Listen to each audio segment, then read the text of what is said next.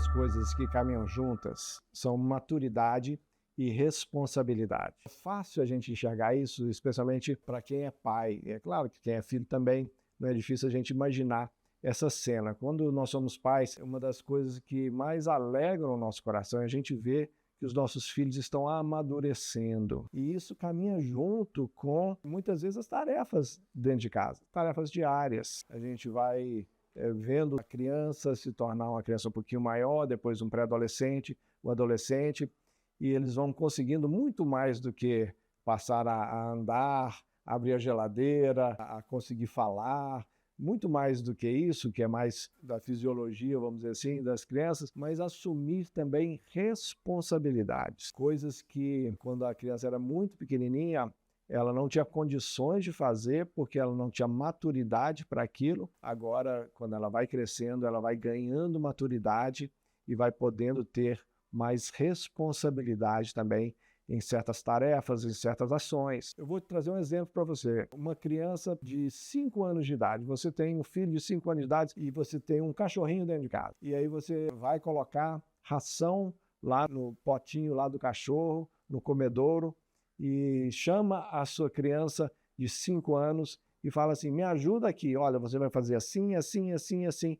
Ensina a criança a colocar essa comida dentro do potinho e alimentar o cachorro. Ótimo, fantástico. Mas eu acho muito difícil um pai e uma mãe entregar essa tarefa para a sua criança de 5 anos. Falar assim, olha, daqui em diante você é responsável por colocar ração todas as vezes para o Totó. Eu acho que o Totó vai passar fome dia sim, dia não, porque você vai acabar descobrindo que a criança não lembrou e está lá preocupada em brincar com o cachorro, mas se esqueceu muitas vezes de alimentar o cachorro. Aí essa criança agora cresce para 10 anos de idade. Olha, agora a coisa está mais fácil. Já é um pré-adolescente, você já consegue dar essa tarefa com mais propriedade para esse pré-adolescente e ele executar isso com mais responsabilidade. Mesmo assim, talvez com uma criança de 10 anos, você vai de vez em quando checar. Olha, tá lembrando? Lembrou de dar comida lá pro Totó? Não esquece não. E aí vai lembrando e aquela criança vai assumindo aquela responsabilidade com mais facilidade. Essa criança que cresce agora, esse pré-adolescente agora já é um adolescente de 15 anos. Olha, dificilmente você vai precisar, é claro, adolescente é voado, esquece das coisas, tudo bem. Mas ele já tem maturidade para assumir essa tarefa. Ele já tem condições de já não precisar do pai e da mãe ficar ali em cima toda hora. E aí, meu filho, lembrou de dar comida para o cachorro? Lembrou de dar comida para o cachorro? Se ele está precisando disso, ele está sendo tratado talvez como uma criança de 10 anos, que ainda não amadureceu. Se ele tem uma maturidade já de um garoto, de uma garota de 15 anos de idade, já tem condições de ter essa responsabilidade de quem está caminhando aí nessa jornada. Agora, na nossa vida cristã, muitas vezes a gente lida com essa questão da responsabilidade e do amadurecimento também. É esperado de nós, como cristãos, certo tipo de conduta, certo tipo de maturidade. É claro que um novo convertido, muitas vezes, ele não vai ter a maturidade espiritual para enfrentar certas situações, enfrentar certas pressões da vida ainda. Então ele precisa de uma proteção da comunidade da fé. Mas à medida que ele vai crescendo, é interessante que na primeira carta de João, ele vai falar sobre os filhinhos, os jovens e os pais, na primeira carta de João, capítulo 4, e ele vai mostrar isso, como que esses filhinhos, jovens e pais são maturidade espiritual. E aí, à medida que a gente vai crescendo na maturidade, a gente vai enfrentando mais batalhas e vai vencendo essas batalhas e se torna, inclusive, pai espiritual de outras pessoas. E isso aí vai fazendo a gente crescer, a gente vai ganhando não só maturidade, mas também responsabilidades na nossa caminhada. Assim, tem certas coisas na nossa caminhada cristã que tem a ver com a nossa responsabilidade e elas são da vida cristã. Não é uma questão de, eu sou novo, eu vou fazer, eu sou mais velho, eu não vou fazer. São do dia a dia, por exemplo, buscar uma vida santa, amar a Deus e amar o próximo, servir o próximo, são coisas do nosso dia a dia, são coisas que independem do nosso nível de maturidade, do novo convertido até a pessoa que já está há décadas vivendo o Evangelho. Espera-se esse tipo de responsabilidade, porque isso está no DNA do cristão, está no DNA da caminhada cristã. E Paulo, quando ele está escrevendo aos Coríntios, ele vai falar de algo da sua responsabilidade que tem tudo a ver com a nossa responsabilidade também. Está lá em 1 Coríntios, no capítulo 9, versos 16 e 17, diz assim: Se anuncio o evangelho, não tenho de que me gloriar, pois sobre mim pesa essa obrigação, porque ai de mim se não pregar o evangelho. Se o faço de livre vontade, tenho galardão, mas se constrangido, é então a responsabilidade de despenseiro que me está confiada. É interessante como é que Paulo percebe que a responsabilidade da evangelização não era algo assim, é porque eu sou Paulo, eu sou diferente dos outros. Não, pesava sobre ele essa obrigação porque ele era de Jesus. Ele poderia fazer isso de livre e espontânea vontade, ou ele poderia fazer isso obrigado, mas ele tinha que fazer, porque pesava sobre ele essa obrigação. Anunciar o evangelho era responsabilidade dele. Deixar de anunciar o evangelho para Paulo seria mais ou menos para nós aqui uma pessoa de 40, 30 anos de idade se comportar como uma criança de 5 anos. Imagina só, dois amigos, sei lá, 20, 30 anos de idade, estão no shopping e um quer ir para um lado do shopping, um quer ver um filme no cinema, o outro quer ver outro filme no cinema. E aí um começa a fazer birra e deita no solo ali do saguão do shopping, fazendo birra porque ele quer assistir o outro filme que o amigo dele não quer. É a coisa mais ridícula do mundo, não tem sentido. Seria uma plena falta de maturidade. E pessoas sem maturidade não pode se esperar muita responsabilidade delas, não é não? Paulo entendia isso. Olha, se eu não anunciar o evangelho, eu vou estar vivendo como se fosse uma pessoa de 5 anos de idade, sendo o adulto que eu sou. E o interessante é que ele usa uma frase muito legal. Ele fala assim: a responsabilidade de despenseiro está sobre mim. Responsabilidade de despenseiro, o que seria isso? O despenseiro era dentro de uma casa que tinha servos naquela época da Roma Antiga, era aquele que tomava conta da despensa da casa, onde ficavam os mantimentos da casa.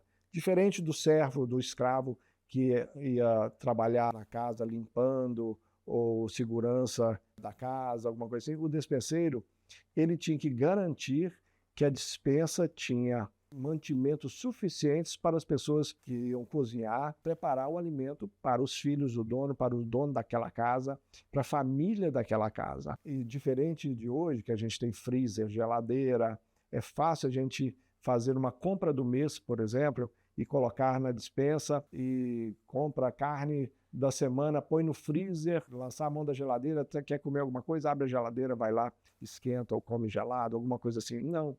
Naquela época não tinha geladeira, não tinha freezer, não tinha nada disso. Então, o trabalho do despenseiro era muito delicado. O despenseiro tinha que ir lá no mercado e trazer os mantimentos para dentro de casa praticamente todo dia, e assim garantir que essa família estaria bem abastecida. Ele tinha a responsabilidade de garantir que aquela família teria o que comer. Paulo projeta a responsabilidade do despenseiro de uma casa para si mesmo ao falar sobre a comunicação do evangelho para todo mundo, não só para aquelas pessoas à sua volta. A preocupação de Paulo era pregar o evangelho por toda a terra até os confins do mundo. E isso era para ele a responsabilidade do despenseiro na evangelização. Não era uma coisa opcional, não era uma coisa que eu tenho o dom de evangelismo e por causa disso eu vou pregar o evangelho. Muitas vezes a gente se esconde através dessa doutrina dos dons espirituais, dizendo um tem dom para isso, outro tem dom para aquilo. Eu não tenho dom de evangelista, então eu não vou evangelizar, porque só quem tem o dom de evangelismo evangeliza. É a maior bobagem do mundo. Todos nós somos chamados a sermos testemunhas de Jesus Cristo em todo o tempo, por livre e espontânea vontade ou por obrigação. É claro que por livre e espontânea vontade é muito melhor. E para isso a gente precisa se preparar. Sabe por quê? Nós estamos diante de uma humanidade faminta de pão. Mas não é simplesmente o pão que a gente assa e come com farinha de trigo, não. O pão da vida.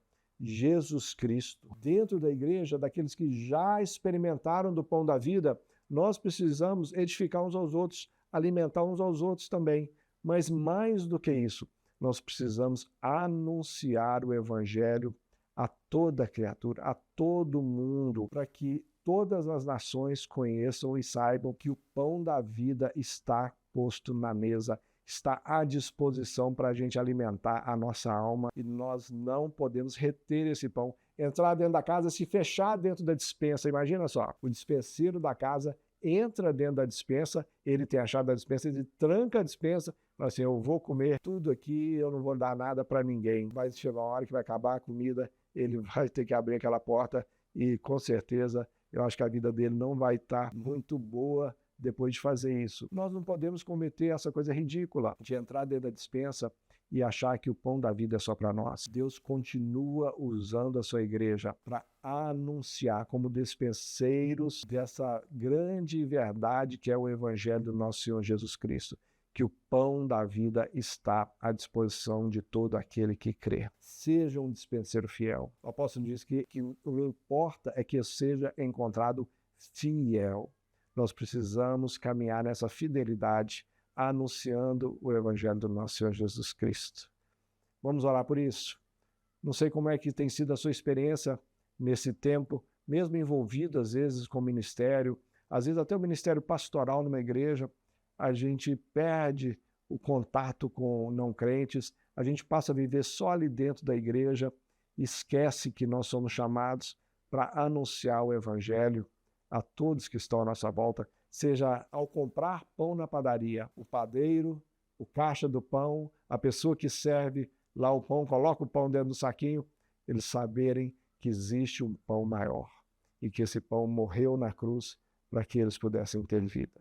Vamos orar. Obrigado, Jesus, por tua graça, obrigado pela vida e obrigado pelo pão da vida.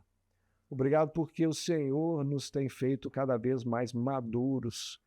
E ao sermos maduros, temos recebido responsabilidade. E essa responsabilidade de dispenseiro é um privilégio para nós, de poder apresentar o pão da vida para as outras pessoas. Eu peço que o Senhor derrame da tua graça sobre nós e rompa qualquer luta, qualquer grilhão, qualquer dificuldade que há em nosso coração que nos priva de viver essa verdade. E assim, muito mais do que viver dentro da igreja, com os irmãos, a gente possa viver o Evangelho para fora, anunciando que o Senhor Jesus morreu por nós para que nós pudéssemos ter vida em abundância. Que essa abundância do pão da vida seja derramada sobre as pessoas através da nossa vida, é o que nós pedimos em nome de Jesus. Amém.